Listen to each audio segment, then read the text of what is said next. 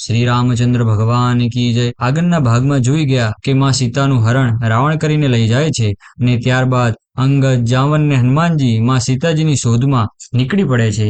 હનુમાન, જાંવન, અંગદ વગેરે શોધીને થાકી જાય છે। ભૂખ અને તરસને માર્યા વ્યાકુળ થઈ ગયા છે। પાણીનું ક્યાંય ઠેકાણું ન હતું। કેટલાક દિવસથી કોઈ ફળના દર્શન પણ થયા ન હતા। બધી જ જવાબદારી હનુમાનજી પર આવી ગઈ હતી। એક પર્વતના એક શિખર ઉપર ચડીને તેમણે જોયું તો નજીકમાં તેમને હરિયાળી દેખાઈ હતી। કેટલાક સુંદર પક્ષીઓ પોતાની પાંખો વડે પાણીનો છંટકાવ કરી રહ્યા હતા। તેમણે અનુમાન કર્યું કે અંદર અહીં કોઈ સુંદર બગીચો હશે, જળાશય હશે। બધાને લઈને ત્યાં ગયા। ત્યાં જવાથી તેમને જાણવા મળ્યું કે એક ગુફામાં જ તે બધા નીકળી રહ્યા છે। ત્યાં એકબીજાનો હાથ પકડીને ભગવાન રામનું સ્મરણ કરતા તેઓ ગુફામાં પ્રવેશ કર્યા। ખૂબ જ સુંદર ગુફા હતી। ત્યાંના ઝરણા અમૃતમય જળ હતા, સોના જેવા વૃક્ષો હતા અને તેમાં ખૂબ જ સ્વાદિષ્ટ ફળ લાગેલા હતા। ત્યાંની તપસ્વીની અનુમતિ લઈને બધાએ ખાધું પીધું અને સ્વસ્થ થયા। તે તપસ્વીના પૂછવાથી હનુમાનને રામનો સમગ્ર વૃતાંત કરીને સંભળાવ્યો અને ઈચ્છા વ્યક્ત કરી કે શક્ય હોય ત્યાં સુધી અમે જલ્દીથી અહીં નીકળીએ તો સારું। તે તપસ્વીને કહ્યું, ભાઈ, અહીં આવ્યા પછી કોઈ જીવતું પાછું વળતું નથી। આ નિર્વિઘ્ન તપસ્યા કરવાનું સ્થળ છે। જો લોકો અહીંથી પાછા ફરવા માંડે તો અહીંની તપસ્યામાં વિઘ્ન આવે, પરંતુ તમે મને ભગવાન રામની કથા સંભળાવી છે, તેથી તમને લોકોને હું તપસ્યાના બળથી અહીં બહાર લઈ જાઉં છું। મારે પણ ભગવાન રામના દર્શન કરવા માટે પરવસણ પર્વત ઉપર જવાનું છે। સારું, હવે તમે લોકો પોતાની આંખ બંધ કરી દો। વાનરો અને રીંછોએ આંખો બંધ કરી દીધી। પળવારમાં તેમણે આંખો ખોલી તો બધા સમુદ્રના કિનારે એક ઊંચા પર્વત ઉપર ઊભા હતા। હનુમાનની અનુમતિ લઈને તપસ્વીની ભગવાન રામના દર્શન કરવા માટે ચાલી ગઈ।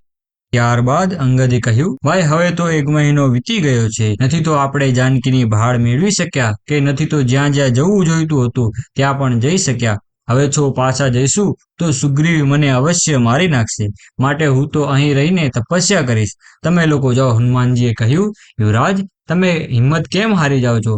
સુગ્રીવ તો તમને ઘણો પ્રેમ કરે છે। તમે પોતાના તનમનથી ભગવાન રામનું કાર્ય સિદ્ધ કરવા માટે પ્રયત્ન તો કર્યો છે। ગુફાના જવાને કારણે આપણને મોડું તો થયું છે, પણ તેઓ અવશ્ય ક્ષમા કરશે અને તમને રાજા બનાવશે। તમે ગભરાશો નહીં। ભગવાન રામ ઘણા દયાળુ છે। તેઓ સર્વથા તમારી રક્ષણ કરશે। ચાલો આપણે બધા પોતાના પૂરા સામર્થ્યથી તેમની આજ્ઞાનું પાલન તો કરીએ। જો તમે સુગ્રીવનો દ્વેષ કરો છો તો તેઓ રાજા બન્યા તેથી તમને દુઃખ થયું છે અને તેથી અહીં રહી જઈને તમે બચવા માંગો છો, તો તે કદી પણ શક્ય નથી। તમે રામના કામમાં દિલચોરી કરીને ભલે ગમે ત્યાં સંતાઈ જાઓ, પણ લક્ષ્મણના બાણોથી બચી નહીં શકો। તેમનું કામ નહીં કરવાથી જો બચી શકાય તેમ નથી, તો તેમની પાસે જ એ બહેતર છે। જેવું કરશો તેવું ભરશો।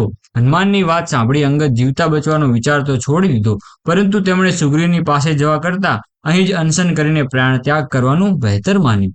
તેમની સાથે બધા જ અનશન કરવા લાગ્યા। રામ ચર્ચા થવા લાગી। તે જ સમયે સંપાતિ દેખાયા। તેમની પાસે સીતાની ભાળ મળી। બધા વાનરો અને રીંછો સમુદ્રના તટ પર એકઠા થયા। કોણ પેલે પાર જઈ શકશે તે વિચારવા લાગ્યા। અંગદ અત્યંત ઓજસ્વી વચન કહ્યા ત્યારે પ્રત્યેક પોતપોતાની શક્તિ અલગ અલગ રીતે કહીને જણાવી, પણ સમુદ્ર પાર કરવામાં પોતાની શક્તિ વ્યક્ત કહી। અંગદે કહ્યું, હું કોઈ પણ પ્રકારે સમય પાર તો જઈ શકું છું, પરંતુ પાછો ફરી શકું એમ મારી થોડી શંકા છે। જાંબવાન તેમણે યુવરાજ કહીને સન્માન કર્યું અને તેમનો જવાનો વિરોધ કર્યો। તેમણે પોતે પણ પોતાની વૃદ્ધાવસ્થાને કારણે લાચારી વ્યક્ત કરી। અત્યાર સુધી હનુમાનજી ચૂપ હતા। તેઓ એક ખૂણામાં બેઠા બેઠા બધાની વાતો સાંભળી રહ્યા હતા। અંગદ નિરાશ થઈ ગયા હતા। સીતાની ભાળ મળતા વાનરોમાં જે પ્રસન્નતા આવી હતી તેનું હવે ક્યાંય નામો નિશાન ન હતું।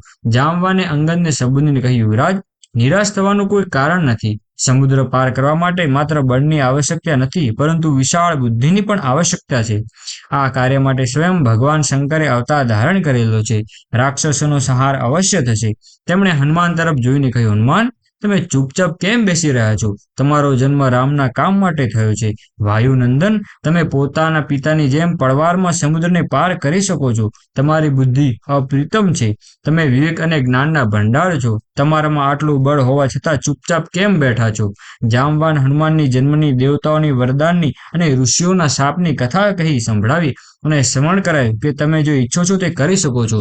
બોલીએ સિયાવર રામચંદ્ર ભગવાન કી જય। હનુમાનજી શ્રી લંકામાં કેવી રીતે પ્રવેશ કર્યો તેની વાર્તા સાંભળવા માટે આપણી ચેનલને સબસ્ક્રાઇબ કરો અને કોમેન્ટમાં હર હર મહાદેવ, જય શ્રી રામ લગાવી દો। બોલીએ હનુમાનજી મહારાજ કી જય।